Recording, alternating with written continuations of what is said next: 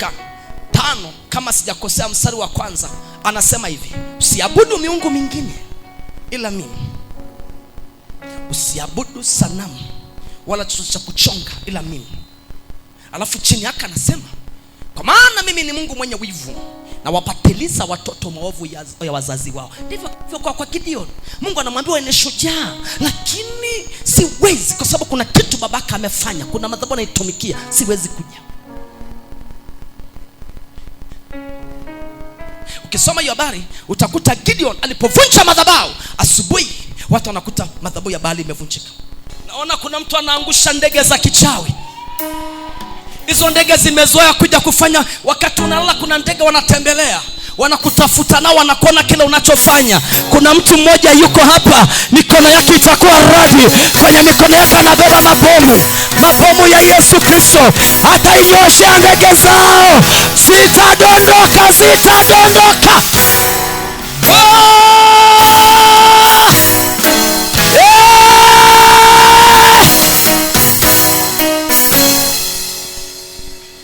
Mungu anamwambia Gideon, kavunje hiyo madhabahu.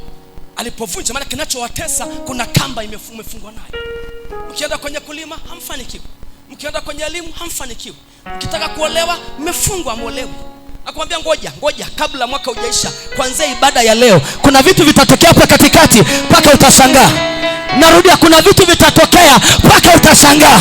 Na kama unaamini hili somo, anayekutesa anakwenda kulia mchana peupe, anakwenda. Mimi sijui kama kuna mtu ananielewa. Anayekutesa, aliyekuingizia magonjwa, anayesimamia madhabahu, nataka kama una imani na kwenda kumfichua akateseke zaidi yako. Sio mpango wa Mungu uteseke mwanangu. Sio mpango wa Mungu hivyo ulivyo. Mahali pa kuanzia ni kwenye toba. Tutaanguka kwenye toba. Mwambie Mungu tusamee, turehemu. Yamkini babu amefanya, yamkini nimeolewa na mwanaume ambaye babaka alikuwa na mikataba, yamkini babu alikuwa na mikataba. Ndio maana tunaishi kwenye ndoa kwa faraka. Anadaiwa wale wake wengi. Kuna wengine hapa mko kwenye ndoa, mama mko anamnoa kijana wake, ikibidi fukuza, aje mwingine. Na kuambia hivi, haji mwingine. Umeingiza miguu hapo, mwambie aondoke mtu hapa. Hapa aondoke mtu. Nimeingiza miguu hapa, sijaingiza kama mwanamke wa kawaida, nimeingiza na mbingu imeniamuru nije hapa. Na kama mbingu imekuamuru, hautaondoka. Naomba ndugu zangu, naomba kakangu, wewe unagusa madhabahu za watu. Unagusa. Nasema wewe nani? Unatugusa kweli? Ngoja leo utaona. Kuna dada mmoja akaniambia wakati tunaomba siku moja, akasema anatokewa na mtu wa kwao, anashinda naye kwenye maombi. Leo kwenye ibada ya leo kuna watu Mungu atawasafirisha. Mmoja akaniambia alipokuwa naomba, anatokewa na babu wa boma, anaonyeshwa nakaa katikati ya kiti, alafu anamwambia sikutaki kwenye familia yangu. Wangapi mnaharibu vitu vya watu, mizimu inakunyanyukia uondoke. Alafu unaona faraka wewe, unasema mume wangu anipendi, amekamatwa na kahaba. Kumbe mizimu inasema, alo, kaoe mwanamke mwingine. Huyo hatumtaki. Kwanza misingi yetu nadai usiishi na mke mmoja.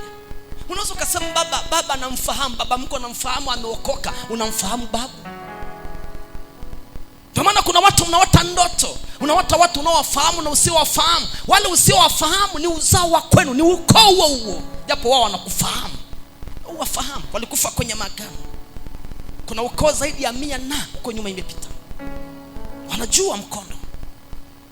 Leo unasimama kwenye familia, unaombea boma katika jina la Yesu. Nasimama kwa ajili ya boma, nasimama kwa ajili ya familia. Unashangaa faraka inatokea. Kumbe unapopiga vitu vya watu wanakushambulia wewe ili usiombe. Kuna watu mmepata shida, lakini shida sio za kwenu. Uliombea vitu fulani, vita ikahama kwako. Leo utavunja na haitahama kwako. Leo utawashinda na utawakanyaga watesi kwa miguu yako. Sema fire. Kwa hiyo anasema tuna shida, asijaribu kufuga. Ukifuga vinakufa. Kumbe Biblia inasema kamba imefungwa, uruhusi kufuga. Na watu wengi tunashangaa, kabla hujaanza nyumba unakimbiza tu tofali chini. Unaweka tofali kumbari zimeambiwa asijenge. Kianza tu kujenga unashangaa kazi imeharibika, milango imeharibika, kumbe kamba imefungwa. Nani amekuruhusu ujenge?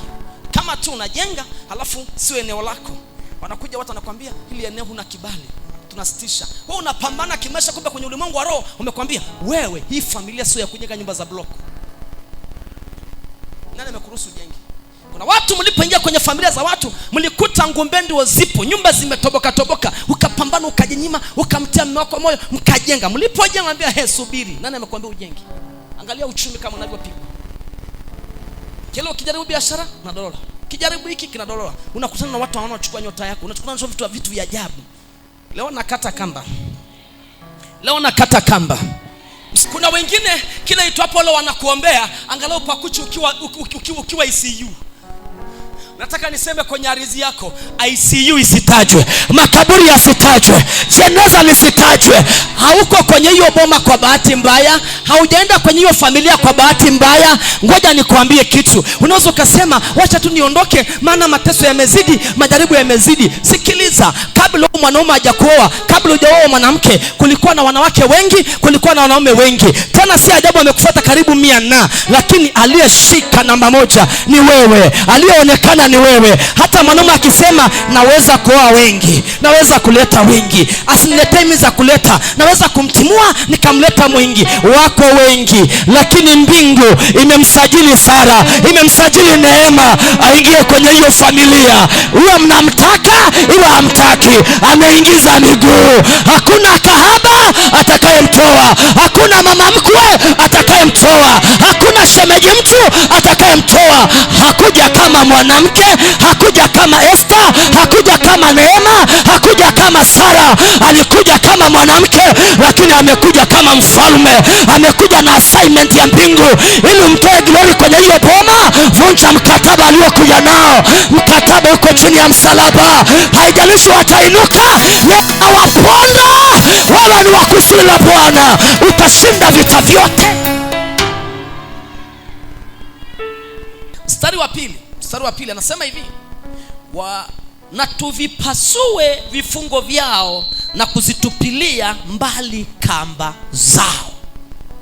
Leo nakata vifungo na kamba zao nazitupilia mbali. Leo nakata kamba na vifungo vinakatika, na mtu mmoja atapiga hatua, ataanza kuendelea. Namkumbuka nilipokuwa nasoma habari ya Lazaro. Lazaro alipotoka kwenye jeneza, amefungwa. Ni kweli anaishi, lakini hawezi kutembea, yuko pale pale. Yani kama anatembea anaweza akawa anatembea hivi. Kuna watu hapa naongea na nyie kwenye ulimwengu wa roho, mko hivi. Yani umefungwa, unatembea tu hivi. Ulitakiwa ufikie duka lako labda mwaka huu au mwaka jana, mpaka leo hujafikia, unatembea tu hivi. Ulitakiwa ufikie ndoa mwaka jana, hujafikia, mpaka leo unatembea tu hivi.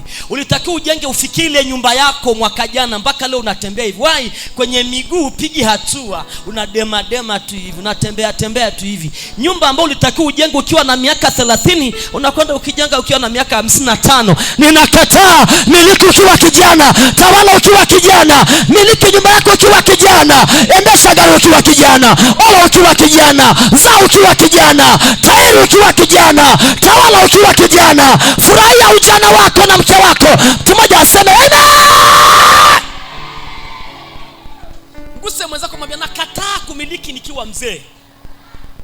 Sema leo kamba inakatwa. Sasa Yesu alipomfufua Lazaro kwa neno lake akasema kateni kamba. Ilipokatwa kamba, Lazaro akaanza kutembea. Leo utatembea hivi.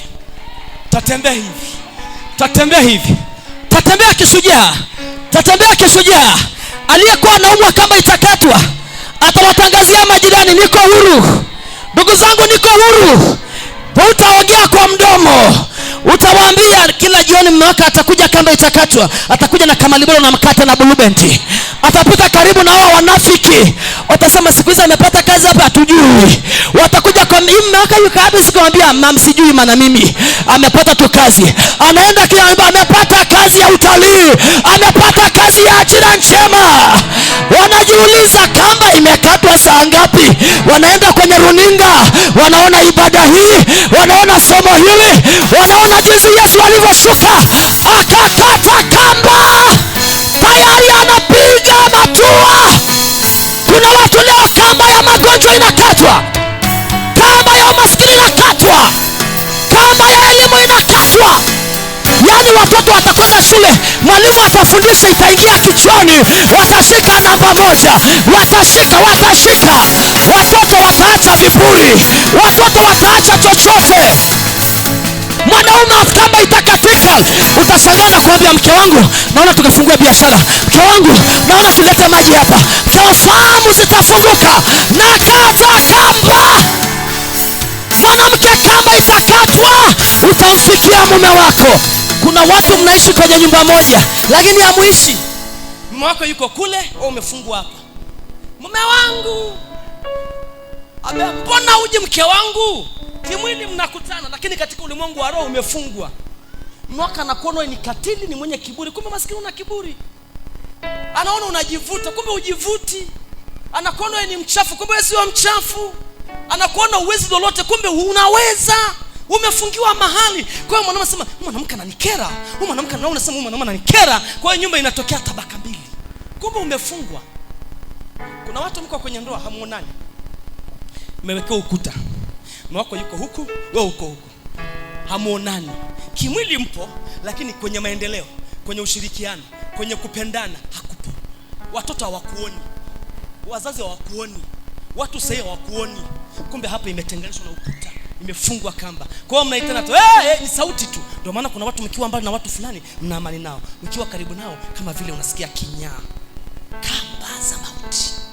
Daudi akasema, kamba za mauti zimenifunga. Na mimi nikamlilia Mungu akakata. Kuna watu leo kamba itakatwa. Ukishatambua umekatiwa kamba, kimbilia kwenye biashara yako, kimbilia kwenye ndoa yako, kimbilia kwenye afya yako, kimbilia kwenye wokovu wako, kimbilia kubeba familia ya kwenu, kimbilia kufanya vitu vikubwa. Kwa hiyo Yesu akasema, ukijua neno itakuweka na utakuwa huru kweli.